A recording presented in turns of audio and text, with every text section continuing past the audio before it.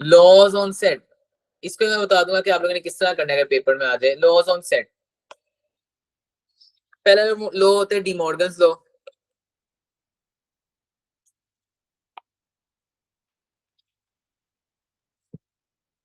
De Morgan's law क्या कहते हैं, वो कहते हैं कि यार ए यूनियन बी जो है ना, ए यूनियन बी का कॉम्प्लीमेंट वो किसके बराबर होएगा, ए का कॉम्प्लीमेंट इंटरसेक्शन बी का complement. Just for sake of MCQs आ जाते होते हैं।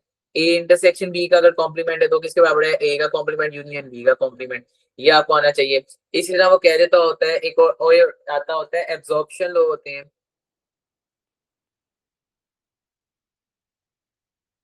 अच्छा ये सारे ना छोटे छोटे एमसीक्यूज ही बनते जा रहे हैं। ये एमसीक्यूज ना आप लोगों ने एक दफा देखने, जस्ट रिव्यू करोगे आप लोगों को आ जाएगा। अच्छा अगर पेपर में आ जाए ना और आप लोगों को ना याद है तो आप लोगों ने अपने से कोई भी दो सेट कंसीडर करके ना इन ऑपरेशन को परफॉर्म कर लेना है, तब भी आंसर जो है ना वो सेम ही आता जाएगा। ए यूनियन आ जाए, ए इंटरसेक्शन भी आ जाए, तो आंसर क्या आएगा जी, ए आ जाएगा। एब्जॉर्प्शन तो इसे कहते हैं, एब्जॉर्ब हो गया। क्लियर है। इसी तरह ना एक और लो होता है,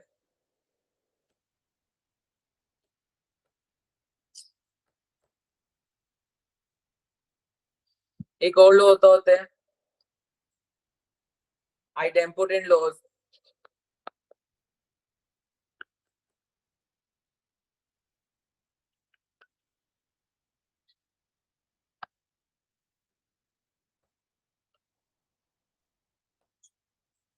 आइडेम्पोटेंट लॉज क्या होते हैं कि यार अगर आप ए को यूनियन ए ही कराओगे तो आंसर ए ही आएगा। इस तरह वो कहता है कि अगर आप लोग ए का इंटरसेक्शन ए के साथ ही कराओगे तो वो ए ही आएगा। तो सिंपल सी बातें हैं। इसी तरह एक और लॉ लिख लो, एक होता है कॉम्प्लीमेंट लॉज।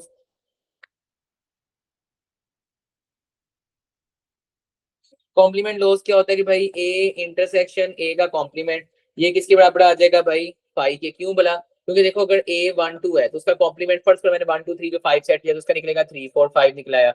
यूनियन जो हमने पहले एग्जाम्पल पढ़ी थी यहाँ पर ये वाली, ठीक है ना। तो इसका अगर आप लोग देखोगे इंटरसेक्शन लोगे हमेशा एम्प्टी सेट आएगा, कोई भी नहीं चीज कॉमन नहीं आएगी।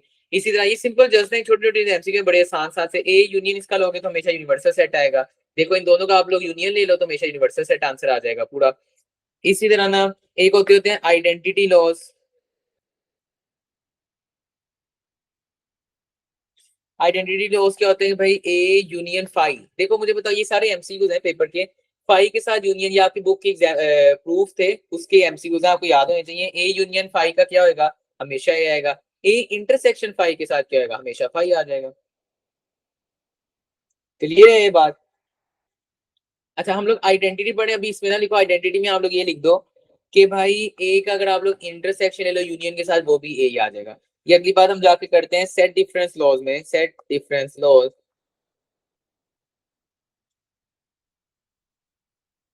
सेट डिफरेंस लॉज क्या है कि ये बड़ा इंपॉर्टेंट शॉर्ट ट्रिक है। इसमें कल आप लोग को इसमें से एमसीक्यूज भी आ सकते हैं, ये ना पेपर में भी आते हैं। बड़ा इंपॉर्टेंट, बड़ा मजे की ये चीज याद रखना। ए इंटरसेक्शन बी का कॉम्प्लीमेंट, दो सेट दे दे आपका, ये फाइंड करो। आप लोग करोगे पहले बी का कॉम्प्लीमेंट फाइंड करोगे, फिर उसका ए के साथ इंटरसेक्शन लोगे। इजीली आप लोग पता है क्या करो, इसकी शॉर्ट ट्रिक होती है जिसके ऊपर कॉम्प्लीमेंट नहीं है ना, क्या करो ए माइनस बी करवा दो, उसको पहले लिखो और माइनस करा दो बी। ये शॉर्ट ट्रिक बन गई आपकी। क्लियर है। एक होती है दो, एक हमारे पास रहेगी जी, एक होते हैं जी यूनिवर्सल बाउंड लॉज होते हैं।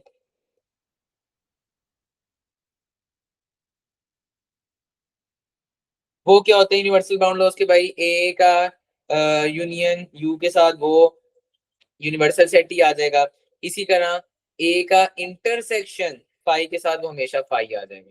ये कुछ है ना छोटे छोटे से एमसीयूज हैं, ये आप लोगों ने ना जस्ट ये देख लेने हैं। ये बड़ी इंपॉर्टेंट शॉर्ट ट्रिक जो मैंने यहाँ पर लिखी है ग्रीन सी,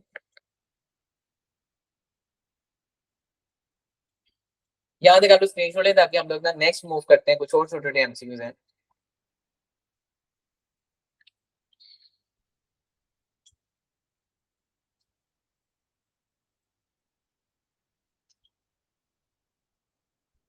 अच्छा इसके बाद क्या आ गया, एक चीज इसमें ना छोटी छोटी एमसीक्यूज आप लोगों ने याद रखते हैं।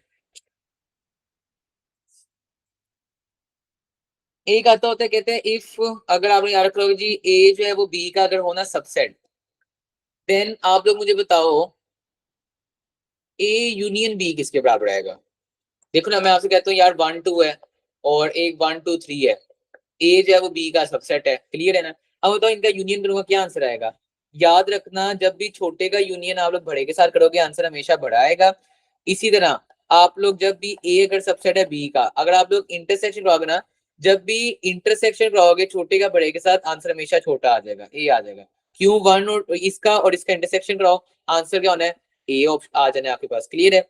ये आपको याद रहना चाहिए। उर्दू में लिख लो कि जब भी छोटे से आप लोग सेट से बड़े का जो आपके पास यानी कि सबसेट का उसके सुपर सेट के साथ यूनियन कराओ तो बड़ा सेट ही आ जाएगा, छोटे का बड़े के साथ इंटरसेक्शन का छोटा सेट आ जाएगा। क्लियर है? अच्छा, एक एमसीक्यू आया था, कहते हैं कि if A intersection B empty set है, एम्प्टी सेट है, कहते हैं आप इसके बारे में क्या रिजल्ट निकालेंगे? इसके बारे में हम क्या रिजल्ट निकालेंगे भाई? ये क्या है? डिसजॉइंट सेट है। क्लियर है ये बात? और इसमें ना,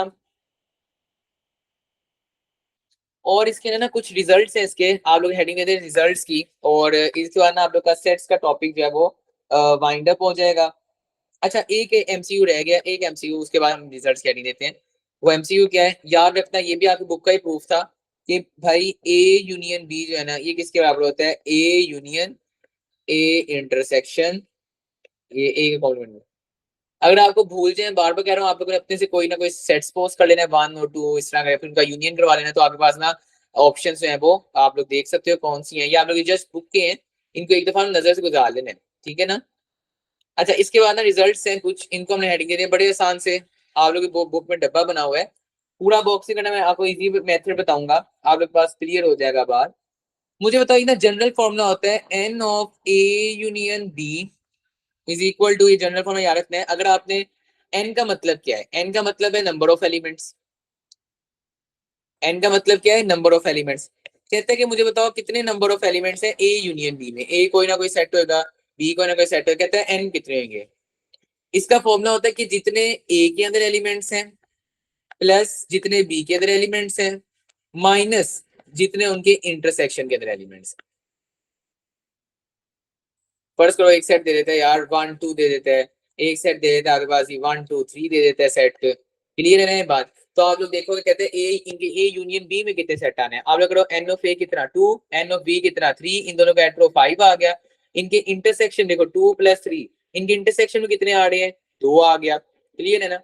तो आप लोग माइनस वाले 2 2 2 से कैंसिल, तो आंसर क्या आ गया? 3। तो इसका ए यूनियन बी करोगे वैसे भी 3 आंसर आना है। क्लियर है ना? तो ये आपके पास जनरल फॉर्मूला होता है।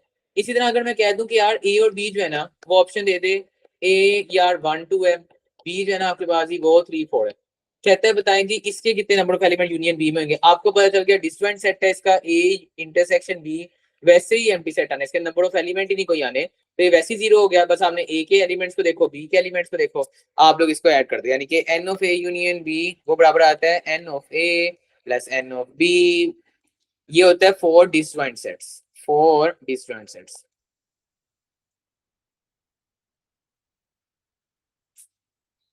क्लियर है ना? अब मैं इसी तरह आपके पास जो मैंने अभी पहले बात की है, कहते हैं कि अगर ए जो है ना वो बी का सबसेट है, तो बताएं n of A union B किसके बराबर आएंगे? कि भाई वो नंबर ऑफ बी के बराबर आ जाएंगे। क्लियर है ना? बड़े के बराबर आ जाएंगे।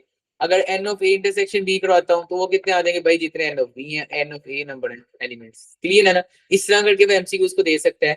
ये आपको क्लियर होनी चाहिए बात। और इसमें जो है ना आपके पास ही और ऐसी कोई बात नहीं है जो रह गई हो,